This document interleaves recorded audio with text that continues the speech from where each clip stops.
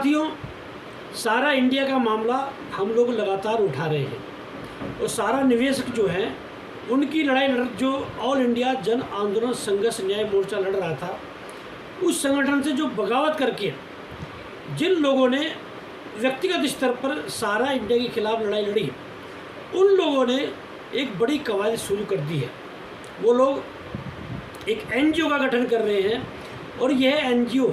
सारा इंडिया के अलावा देश भर में जितनी भी ठगी कंपनियां हैं उनकी लड़ाई लड़ेगा। ये दावा एनजीओ की जो शुरुआत की है और मुख्य रूप से जो करता धरता है बीके श्रीवास्तव, यह बात उन्होंने बताई है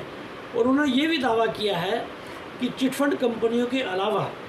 और भी कहीं पर किसी कंपनी में कहीं पर किसी व्यक्ति के साथ में अन्याय होगा तो वो लोग उसकी भी लड़ाई लड़ेंगे। मतलब एक तरह से सारा इंडिया में जो एक लड़ाई लड़ी जा रही थी सारा इंडिया के खिलाफ, अब उसमें एक ऐसा भी एनजीओ बनने जा रहा है जो सारा इंडिया के साथ ही दूसरी ठगी कंपनियों की लड़ाई लड़ेगा और देश भर में विभिन्न जो कंपनियां हैं या कोई संगठन है या और दूसरी प्लेटफार्म है जहां पर अन्याय होता है, उनकी भी वहां पर अन्याय के खिलाफ ये एनजीओ संघर्ष करेगा। इस एनजीओ में जो लोग मुख्य रूप से जुड़े हैं और जो बीके श्रीवास्तव ने दावा किया है, ये लोग संस्थापक सदस्य हैं, तो मैं उनके नाम बता रहा हूँ। देश भर में इन लोगों ने जो है इसके गठन करने की कवायद शुरू की है। पहला नाम जो है बीके श्रीवास्तव का है, उत्तर प्रदेश से है ये। संतोष कुमार है बिहार से, मनोज शर्मा है राजस्थान से, अवनिवेश असाटी है मध्य प्रदेश से, ज्ञानचंद है महाराष्ट्र से, इंद्रवर्धन राठौड़ है गुजरात से,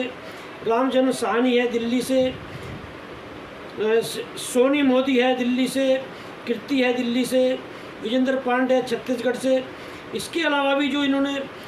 संस्थापक सदस्य लिए हैं वो है गिरधारी सिंह सोलंकी, अशोक विजयवर्गीय, मनीष मालाकार,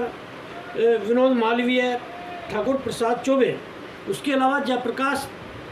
दुबे जो मुख्य रूप से अखिल भारतीय जन कल्याण मंच में प्रवक्ता है,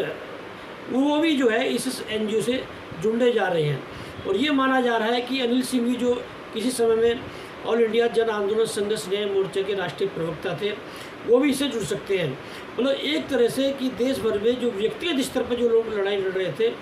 उनमें से काफ़ी लोग इसमें से इस एनजीओ से जुड़ रहे हैं। और एनजीओ में जो करता रहता बीके श्रीवास्तव है, उन्होंने कहा कि देश भर के बड़े स्तर पर लोग इसमें जुड़ेंगे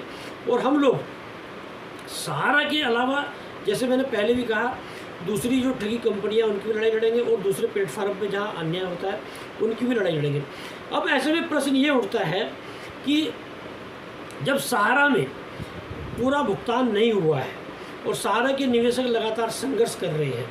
तो ऐसे में जहां पहले से ही ऑल इंडिया जन आंदोलन संघर्ष न्याय मोर्चा है, ठगी पीड़ित जमाकर्ता परिवार है, तो यदि संगठन काम कर रहे हैं तो फिर एक ऐसे बड़े स्तर पर एनजीओ की